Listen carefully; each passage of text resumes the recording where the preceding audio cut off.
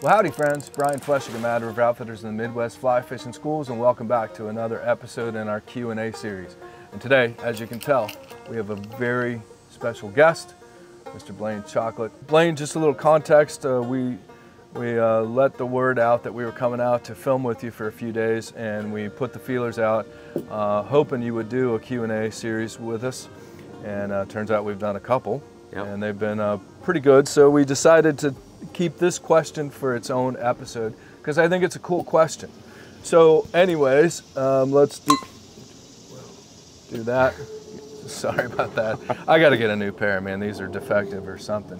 And there's Langley Air Force Base right behind us. So this question comes to us from Seth Bernard from Pittsfield, Massachusetts. Seth, we appreciate it. Thanks. He kind of started off by saying what a big fan he was of Blane Chocklett. And anyhow, Seth had a question for you. And you know, I think this is a cool question, and you can shed some light on this for sure. But what is the process like designing a rod with a company like TFO? And just for those of you that don't know, Blane is an ambassador and a product designer, rod designer, and consultant to Temple Fork Outfitters. Yes. And you've been doing that for quite some time? Yeah, it's been probably 12 years maybe? Yeah. Maybe longer? Yeah. Something like that. It's been a while. And right now it's kind of primarily you and Flip Pallet. Yeah, Rob Fordyce. Some others, obviously. Sure. But, and this is a prime example. We have the TFO BC Big Fly Rod, which stands for Blane Chocklett. Yes, sir. And it's got a game changer on there. And this is my personal rod. And when I come fishing like this, saltwater, and throwing muskie, pike, stripers, and I'll tell you, this is also my favorite peacock rod, no question.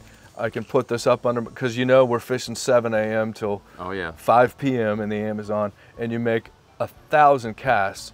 And if I didn't have this setup, there's no way I could do that all day long. So the BC Big Fly, of course, we've talked about this rod before. What goes into, what input do you have in the design, and how do you go about that?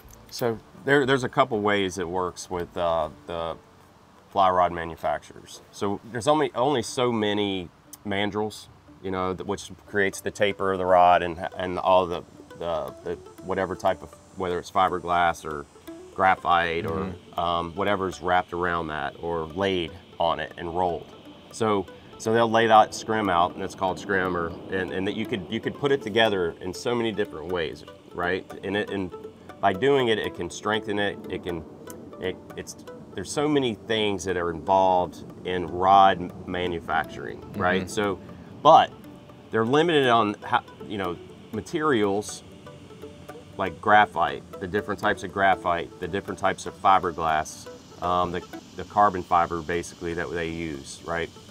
There's only so many styles of that out there. So the big leap forward within the industry, with any rod manufacturer, and with TFO, I mean, we have the Axiom technology, which is the double helix wrapped around the rods that helps reinforce it, that keeps it from ovaling, it helps it the recoil better. Which in turn keeps it from wobbling throughout the cast. There's a lot of things that happen that engineers, not myself, do. But me as an advisor for TFO, say if we have a problem on the water, it's just like for me, fly design.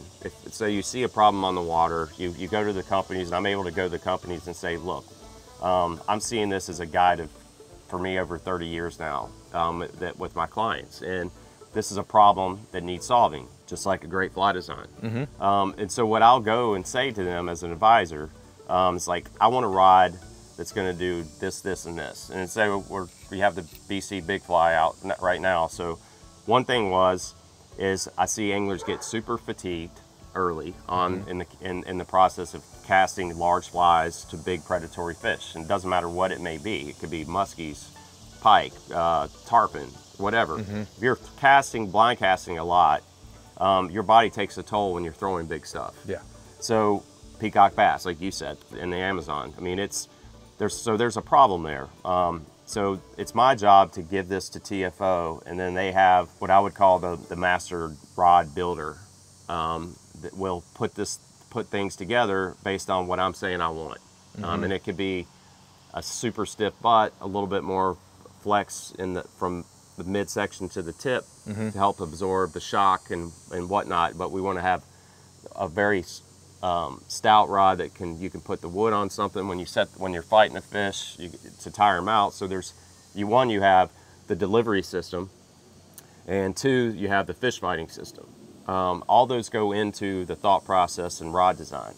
So the only new thing that can come out are resins and what puts it all together that helps keep the rods lighter and stronger, so they can go smaller in the actual mandrel. Right? So that's what you see. It's always been faster, lighter, lighter, lighter. And that's kind of been the market for, 20 plus years, right? So for me, faster is not always best based on the type of fishing you're doing. Right. Small flies, whatever, not casting a lot, super fast rods are great. But if you're throwing big flies and big fish, that's not great, because you're gonna feel that in your arm, your elbows, your shoulders, all that kind of stuff. So for me as an advisor, that's where my role is, because I'm gonna say, well, this is gonna hurt, this is not gonna work. So they go back to the factory and he'll make another one. And we get that process back and forth until we get what we want. So that's how it works usually with a rod being made, and you can see where you'll see a rod that's like in different sizes might not be right on spot, right? So then you go back and say this 6 weight's perfect, but the 8 is not. So you know what I mean? So you can go back and forth on that, and sometimes it's simple fixes. Sometimes it takes a little bit of time, but mostly what happens as an advisor, you're just giving them your input on it, experience, and then you have the cosmetic things, like the colors, recoil guides. Well, that's a prime example, is and that's a great way to put it. And I've heard you say that thousands of times, that as a fly designer, you are a problem solver. You're trying to solve a problem and create a fly that solves that problem, that fixes that problem. And so the recoil guides on here, and that's a prime example. You have these recoil guides, and you had a problem when people were musky fishing, especially, and they're figure eighting, or as you call, stirring the pot. Yep. And they were raking these guides along the gunnel of the boat and breaking them. Yep. Or worse yet, with all that casting and wear and tear, especially of sinking lines, the guides that have the ceramic inserts were popping out. Yep. Popping out and getting grooves in them from the sand and dirt on the lines. So you went to these recoil guides, which solves that problem. They're not being broke off on the gunnel of the boat, and they don't get the grooves. They don't, and there's actually less surface area on these than your standard ceramic inserts. So that's a prime example. And then solving the problem, like I just said, being able to have this, we never had a rod that you could do that figure eight or that stir in the pot. And so that was the impetus for this handle design. But then also in casting, being able to put this up against your arm like this is absolutely critical for throwing big flies. In fact, you and I did a video on casting these rods and bracing this. I'm sure there's a link to that video right there. But then when I'm in the Amazon, being able to tuck it under my arm and just take some of the pressure off this arm, because this arm's doing a lot of work. Oh yeah, 100%. On a given day. So this rod is, excuse my French, but a game changer for me, fishing peacock bass, pike, muskie, even launching intermediate lines for stripers, like right out here. This rod is changed a lot for me. And so we're glad that you and Flip, and of course the Axiom 2X, which is Flip's, kind of Flip's baby, is one of my favorite saltwater rods. And then actually I use the Mangrove Coast back home, especially bass fishing, because it's such a slow, easy action that anytime you're repetitive casting, like when I'm throwing bass poppers or something, or throwing a frog up against lily pads, and you're making, again, 1,000 casts in a given day, that mangrove coast, again, faster and lighter is not always better. That slower action mangrove coast is just perfect for bass fishing out of my boat and repetitive casting. Yep. And that's what Flip knows that, obviously. You guys know that because you're on the water so much, and look how many years of experience he brings to the table, for crying out loud.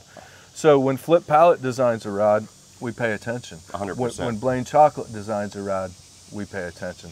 So great answer, Blane, and well, thanks again, Blane. Absolutely. And there you go, Seth. I hope that answers your question. I'm sure it does. Some good insight and some intel there from Blane, who is obviously a huge part of Temple Fork Outfitters and the rod designs there. And of course, Mad River Outfitters. I do believe we are the largest TFO dealer in the world. In fact, I think there was one point when Ray Schmidt was our rep that he told me Mad River Outfitters sold as many TFO rods as Bass Pro and Cabela's combined. Wow. All of them. We appreciate your support, man. Well, it goes both ways. TFO are huge supporters of ours. They always help us out with events. Blane and I are doing a big fly tying weekend coming up here in late September 2023. We'll be down at Flip Pallet's house, tying flies, and at the Renzetti factory as well, another company that you work with. And look forward to seeing Lily and Andy. You bet. So there you go, Seth. Appreciate it. Thanks everybody for watching. We appreciate you being here. Be sure to subscribe to our YouTube channel. Check out madriveroutfitters.com. We need your support in order to continue to make videos like this. And thanks as always.